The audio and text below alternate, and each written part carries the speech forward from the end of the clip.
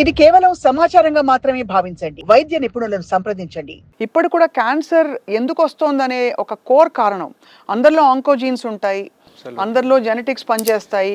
Environmental factors దాన్ని trigger చేస్తాయి. ఇవన్నీ థియరిటికల్‌గా వింటున్నాం.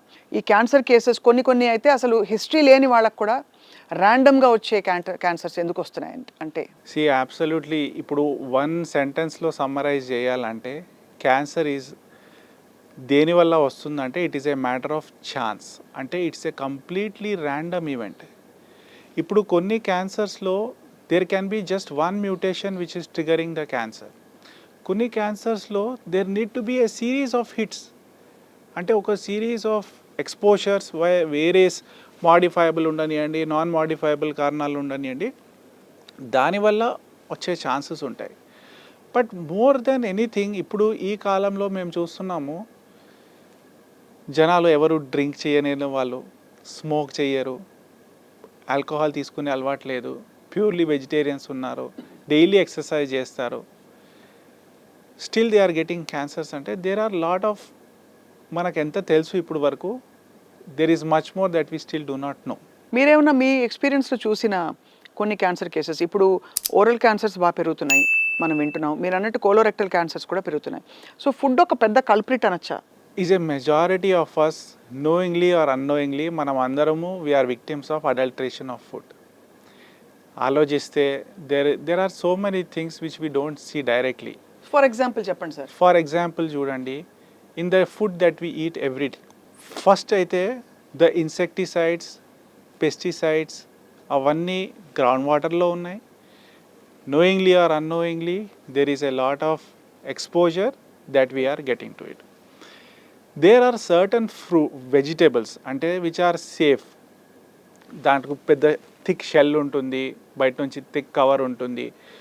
కానీ మిగతా వెజిటేబుల్స్లో ఆలోచిస్తే థిన్గా ఉన్న, ఇప్పుడు యాపిల్స్ అనుకోండి, గ్రేప్స్ అనుకోండి, డైరెక్ట్ పెస్టిసైడ్ స్ప్రే అవుతుంది దానిపైన.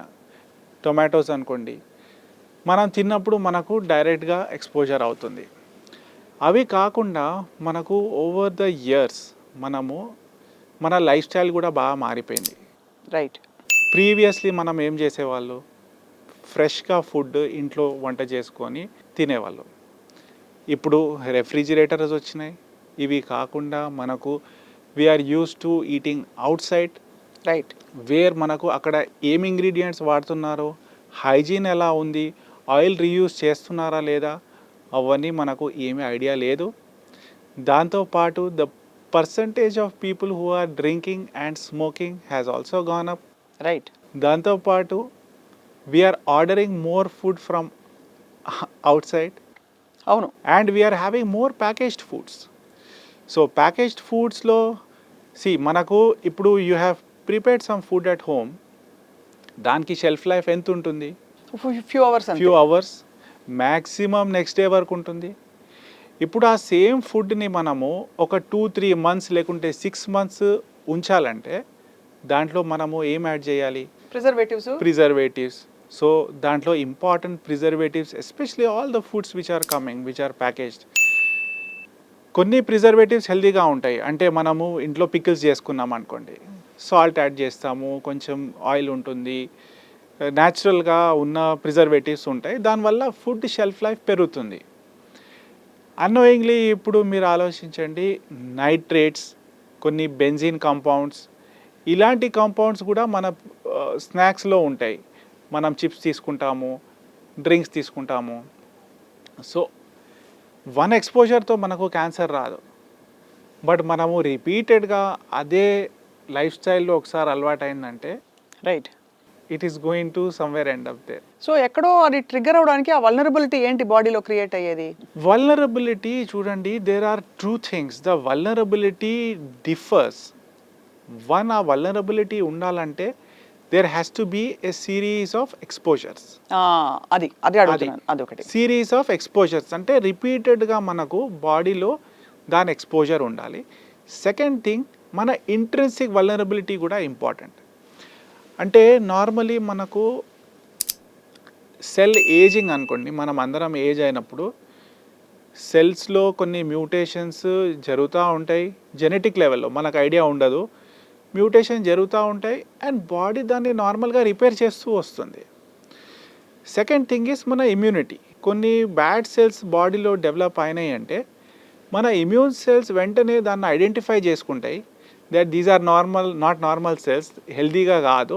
Immediately they go and destroy those cells. Antibodies వస్తాయి అండ్ ఇమ్యూనిటీ యాక్ట్స్. సో ఇప్పుడు మనకు జెనెటిక్ వల్నరబిలిటీ ఉందనుకోండి, where your bodies repair mechanism is damaged or not working effectively, అప్పుడు మనకు ఈ మ్యూటేషన్స్ వచ్చే ఛాన్సెస్ పెరుగుతాయి. సో ఈ మ్యూటేషన్స్ ఉన్న సెల్స్ పెరుగుతాయి.